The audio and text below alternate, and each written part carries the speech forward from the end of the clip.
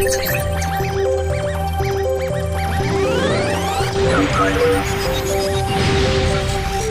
précalculé et le temps réel. Bonjour à tous. Bonjour Compile. Bonjour Cyril. Dis, est-ce que je peux te parler? Ah oui? Une fois, j'ai travaillé pour un humain un peu chiant qui soutenait que l'animation des visages dans Shenmue n'était pas en temps réel. Pourtant, je peux te garantir que la pauvre Dreamcast, elle moulinait à donf pour pondre les 70 images secondes. En plus, le joueur pouvait tourner la caméra autour du visage avec la manette pour prouver que ce n'était pas une vidéo, mais bien un rendu en temps réel. Bah oui, c'est du temps réel. Mais pourquoi il disait le contraire? Bah, parce que le mouvement des lèvres était déjà enregistré. Il considérait ça comme, je cite, précalculé. Non mais tu te rends compte? Il s'imaginait quoi? Que la console peut inventer les dialogues aussi? Alors bon, c'est un sujet un peu dur à comprendre qui peut enflammer les gens qui n'y connaissent pas grand-chose. Moi je vais te donner ma vision personnelle des choses. Pour moi, il existe plusieurs niveaux allant du pré-rendu au temps réel complet. Pré-rendu? Qu'est-ce que c'est? Alors le pré-rendu, c'est quand un ordinateur comme toi met très longtemps à calculer une animation 3D. Tellement longtemps en fait qu'on est obligé d'enregistrer chaque image séparément et ensuite de faire défiler ces images à vitesse normale. Ah oui, un peu comme un dessin animé alors. Quand un humain dessine chaque image, c'est beaucoup plus long que de filmer avec une caméra en temps réel. Exactement. En fait, le pré-rendu, c'est un film. Mais ce film peut faire tout l'écran, c'est le cas des cinématiques de Final Fantasy VII par exemple, mais il peut aussi faire un tout petit bout de l'écran, comme par exemple le héros de Donkey Kong Country sur Super Nintendo. Attends, tu parles de pré-rendu pour Donkey Kong Country? Mais tous les journalistes parlaient de sprites précalculés. Là vous dites pas pareil là, on m'aurait menti? Je parle de pré-rendu car c'est effectivement différent du précalculé.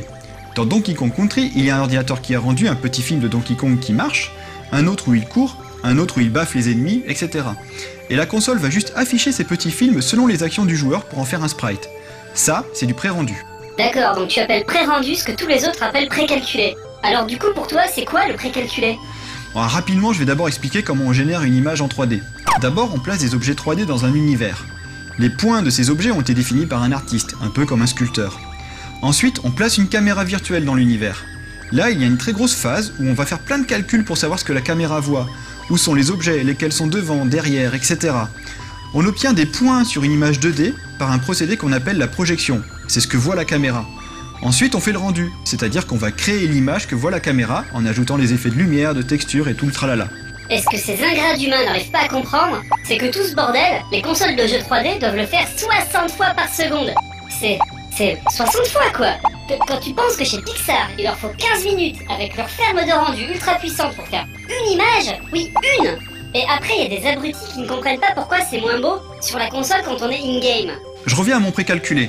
Pour moi, quand on précalcule une animation 3D, c'est qu'on a effectué tous les calculs 3D jusqu'à la projection. Donc en fait, au lieu d'avoir un film avec des images qui se suivent, on a plein de points sur une image 2D et on n'a plus qu'à effectuer le rendu. C'est très économe en calcul, mais le problème c'est que ce n'est pas interactif. Par exemple, on ne peut pas déplacer la caméra comme on veut. Mais du coup ça sert à rien ça dans les jeux, parce que si tu peux pas bouger la caméra... Oui, en fait, le précalculé était surtout utilisé dans le domaine de la démo sur les machines 8 et 16 bits. Sur ces machines, il n'y avait pas assez de stockage pour faire des films, donc pas de pré-rendu possible, ou alors très peu. Mais en fait, tu as raison, pour un jeu, c'est inexploitable. On finit donc avec le temps réel, où là, comme tu le disais, Compile, il faut tout faire. Calcul, projection, rendu, 60 fois par seconde. On peut bouger la caméra et déplacer les objets 3D comme on veut dans la scène. Ok, alors je crois que j'ai pigé, mais juste pour être sûr. Les cinématiques de Zelda par exemple, on peut pas bouger la caméra, les persos ont des mouvements enregistrés à l'avance, et ça pour toi c'est du précalculé alors? Non, car effectivement, on ne peut pas bouger la caméra, mais on pourrait le faire. C'est juste un choix du réalisateur du jeu qui a décidé qu'à ce moment-là, on verrait tel truc de telle manière et que le joueur n'avait pas son mot à dire. Mais la console, elle calcule ça exactement de la même manière que pendant les phases de jeu. Mais les animations des personnages, elles sont forcément précalculées, elles sont enregistrées à l'avance, tu peux pas dire le contraire. Mais ça, c'est un abus de langage. Les personnages sont préanimés, certes, mais pas précalculés. Et même parfois, les personnages ne sont même pas préanimés. Regarde par exemple dans Alone in the Dark. Le personnage n'était pas préanimé. Le programmeur n'avait en fait enregistré que les positions clés du personnage, et c'est l'ordinateur qui recréait les positions intermédiaires en temps réel. En temps réel, en temps réel. Vas-y, fous-toi de ma gueule. Et en fait, Cyril, c'est quoi une démo?